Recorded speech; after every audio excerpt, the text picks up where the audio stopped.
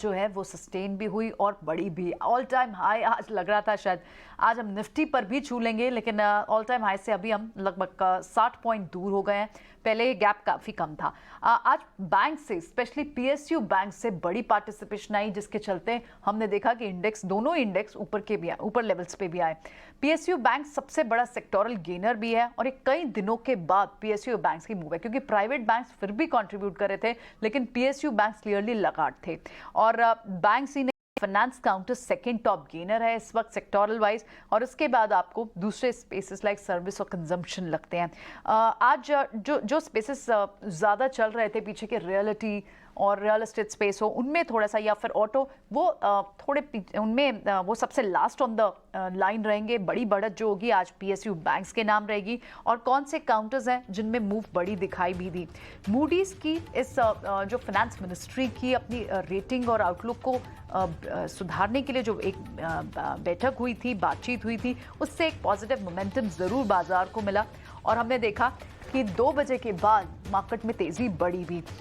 आज कौन से सेक्टर्स और स्पेसेस बड़ी मूव के साथ काम कर रहे हैं? इंश्योरेंस काउंटर्स, जो लाइफ इंश्योरेंस स्पेस है, एचडीएफसी लाइफ, एसबीआई लाइफ जैसे, ये टॉप गेनर्स बंद होकर जा रहे हैं।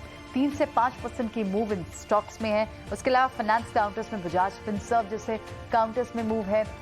डॉक्टर रेड्डीज में आपको 2% की मूव है, और फिर से आपको कंजम्पशन स्टॉक्स में टाइटन जैसे स्टॉक्स में मूव दिख रही है। बजाज फाइनेंस, बजाज फिनसर्व और दूसरे कुछ प्राइवेट बैंक्स में कोटक बैंक जैसे स्टॉक्स हो, यहाँ पर आईसीआईसीआई बैंक जैसे स्टॉक्स हो, जिन और आरबीएल बैंक जैसे स्टॉक्स हो, इन्होंने अच्छा मोमेंटम दिया बाजार को। और रिलायंस जो बड़ी वेटेज है जिसकी, उससे 1% की मूव देखने को मिली।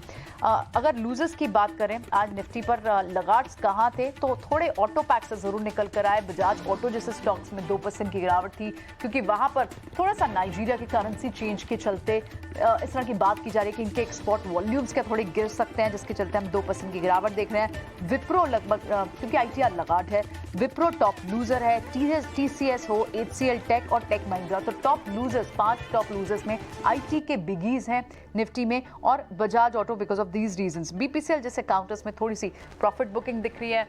अपोलो टायर्स जैसे काउंटर्स, अपोलो हॉस्पिटल जैसे काउंटर्स में थोड़ी प्रॉफिट बुकिंग दिख रही है। और आज प्रेशर में hero because of that investigation news. हालांकि सफाई आई, लेकिन उसके बावजूद भी मोमेंटम सुधर नहीं पाया। कोई बड़ी गिरावट भी नहीं आई हीरो मोटोकॉर्प में, तो रिकवर भी नहीं हुआ। अगर आप ऐसे ही मिड कैप की बात करें कि वहां किस तरह का मोमेंटम था, तो बैंक्स ने वहां पर भी clearly they have won the battle there. बड़ी मूव जो है बैंक्स के साथ साथ पीएनबी जैसे बैंक्स है, IDFC first bank, Canara bank जैसे बैंक्स है। उसके अलावा new specific action clearly stocks में दिखाई दिया। अशोक लेलन यहाँ एनालिस्ट मीट के टेकअवेज निकल कर आए, बड़ी ग्रोथ के और ग्रोथ पोटेंशियल के बात हुई, और जिसके चलते 5% तक की मूव है। एफएमसीजी पैक में अगर बिगीज अब तक चल रहे थे, तो अब आपको सेकंड राउंड ऑफ मूवमेंट दूसरे मिड टियर स्पेस में भी दिखाई दे रही है, जैसे इमामी जैसे स्टॉक्स में। फाइनेंस काउंटर्स में, क्योंकि बैंक्स और फाइनेंस काउंटर्स कल से ही मूवमेंट में है, Max Financial, LIC, housing finance, LNT finance, इन सब में अच्छी खासी मूव थी, और आज भी ये तेजी के साथ ही बंद होते हुए जा रहे हैं। थोड़े से लगार्ड्स में कहाँ में दिख रहे हैं। गैस काउंटर्स, यहाँ पर एक नेगेटिव न्यूज आई है इनके लिए।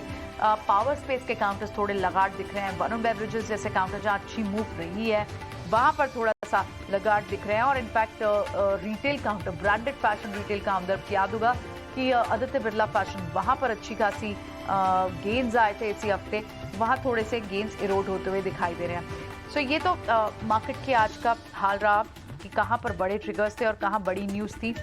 बाजार ओवरऑल 818-820, यानी आप रेजिस्टेंस जोन को बहुत पीछे छोड़ आए हैं, अब उसके ऊपर की तरफ, क्योंकि इसी हफ्ते में हमने देखा कि 18,800, 18,900 की कॉल्स में बाइंग भी थी। शायद ये कल एक्सपायरी मूव था, जिसकी वजह से हमने थोड़ी सी गिरावट देखी। ग्लोबल क्यूज सपोर्टिव है, एफआईज का पैसा है, उसके बावजूद भी बाजार एक रेंज में जरूर इस हफ्ते फंसा हुआ दिखाई दिया, लेकिन इसी रेंज को एक्सपायरी के बाद, यानी आज उस रेंज को ऊपर की तरफ तोड़ा भी है और 18,800 के ऊपर बंद होने में कामयाब भी हुआ है। बैंक्स, पीएसयू बैंक्स क्लियरली वापस आए हैं। इसी हफ्ते में आपको याद होगा मेटल्स की भी अच्छी मूव दिखी थी, क्योंकि यहाँ चाइना में जो शॉर्ट टर्म रेट कट हुए उससे इम्पैक्ट हुआ। फार्मा और एफएमसीजी स्पेस में बड़ी मूव्स इसी वीक में मिली। एफएमसी एक्सपोर्ट डेटा आए थे फार्मा स्टॉक्स के, स्पेशलिटी केमिकल के, और कहीं ना कहीं वैल्यू अदरवाइज भी इन्फ्लेशनरी प्रेशर के घटते हुए अब आपको एफएमसीजी स्पेस में ऑलरेडी जो लगातार पिछले कई हफ्तों से मूव है, इस हफ्ते भी एक्सटेंडेड थी।